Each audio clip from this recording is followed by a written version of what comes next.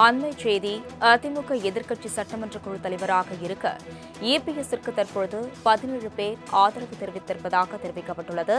அதிமுகவில் உட்கட்சி பூசல் நிலவி வரும் நிலையில் அதிமுகவானது தற்பொழுது இரண்டாக பிரிந்தது எனவும் அதிமுக உறுப்பினர்கள் 17 பேர் பேரவை செயலாளர் தற்காலிக சபாநாயகரிடம் கடிதம் கொடுத்ததாகவும் தற்பொழுது தகவல் கிடைத்துள்ளதை முக்கிய செய்தியாக நாம் பார்த்து வருகிறோம்.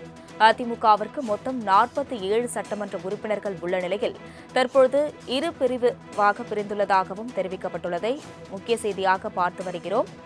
இதுகுறித்த கூடுதல் விவரங்களுடன் செய்தியாளர் நந்தினி இணைப்பில் உள்ளார்.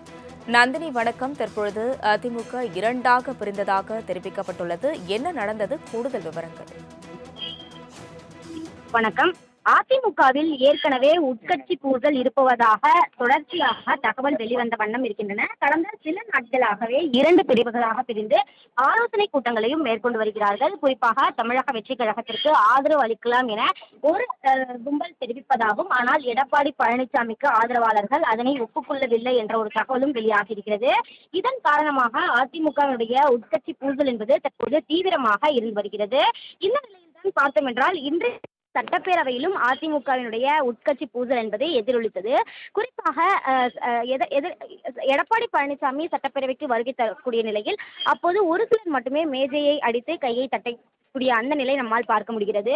அதே போன்று எஸ் வேலுமணி பதவியேற்கும் நிலையில் ஒரு சிலர் மட்டுமே மேஜையை தட்டினார்கள். இந்த உட்கட்சி பூசல் என்பது சட்டப்பேரவையிலும் எதிரொலித்திருக்கிறது. அது மட்டுமல்லாமல் எடப்பாடி பழனிசாமி தனியாகவும் எஸ் வேலுமணி அணியினர் தனியாகவுமே சட்டப்பேரவைக்கு வருகை தந்தார்கள்.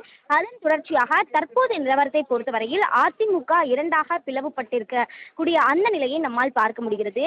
ஏனென்றால் பார்த்தோம் என்றால் எடப்பாடி பழனிசாமியுடைய ஆதரவாளர்கள் சட்டப்பேரவை செயலாளர் மற்றும் தற்காலிக சபாநாயகரை சந்தித்து ஒரு மனு ஒன்றை கொடுத்திருக்கிறார்கள். குறிப்பாக சட்டப்பேரவை கட்சி தலைவராக எடப்பாடி பழனிசாமியே தொடருவார் என 17 பேர் மட்டுமே கையொப்பமிட்டு அந்த மனு என்பது கொடுக்கப்பட்டிருக்கிறது. இந்த நிலையில்தான் பார்த்தோம் என்றால் இது ஒரு புறம்.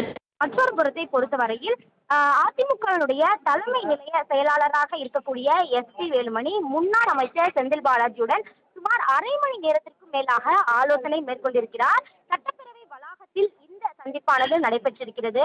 எஸ் வேலுமணி, விஜயபாஸ்கர், இசக்கி சுப்பையா உள்ளிட்ட முன்னாள் அமைச்சர்கள், தற்போதைய சட்டமன்ற உறுப்பினர்கள் 10க்கும் மேற்பட்டோர் நீண்ட நேரமாக மாறி மாறி ஆலோசனையில் ஈடுபட்டிருந்தார்கள். அதிமுகவினுடைய உட்கட்சி மோதல் நிலவி வரக்கூடிய நிலையில் இந்த 2 வெவ்வேறு சந்திப்புகளும் முக்கியத்துவம் வாய்ந்ததாக பார்க்கப்படுகிறது. குறிப்பாக பார்த்தோம் என்றால் செந்தில் பாலாஜி பலதரப்பட்ட பேச்சுவார்த்தை என்பது மேற்கொள்ளப்பட்டிருப்பதாக தகவல் என்பது வெளியாகியிருக்கிறது. ஏற்கனவே அதிமுக சார்பான 36 எம்எல்ஏக்களை பொறுத்தவரையில் தமிழக வெற்றி கழகத்திற்கு ஆதரவளிக்கலாம் என முடிவு செய்திருப்பதாக தகவல் வெளியாகி வரும் நிலையில் செந்தில் பாலாஜியுடனான சந்திப்பு என்பது மிகவும் முக்கியத்துவம் வாய்ந்த ஒரு சந்திப்பாகவே பார்க்கப்படுகிறது. அந்த வகையில்தான் அதிமுகவினுடைய உட்கட்சி பூசல் தீவிரமாக இருக்கக்கூடிய நிலையில்தான் சட்டப்பேரவையும் அது எதிரொலித்திருக்கிறது. அதன் சார்பாகவே தற்போது சட்டப்பேரவை செயலாளர் மற்றும் தற்காலிக சபாநாயகர் கருப்பையாவை சந்தித்து எடப்பாடி பழனிசாமி சார்பாக 17 சட்டமன்ற உறுப்பினர்கள் மட்டும் கையொப்பமிட்டு இவர் மட்டுமே சட்டமன்ற கட்சி தலைவராக செயல்படுவார் என்ற ஒரு மனு என்பது வழங்கப்பட்டிருக்கிறது. விவரங்களுக்கு நன்றி நந்தினி.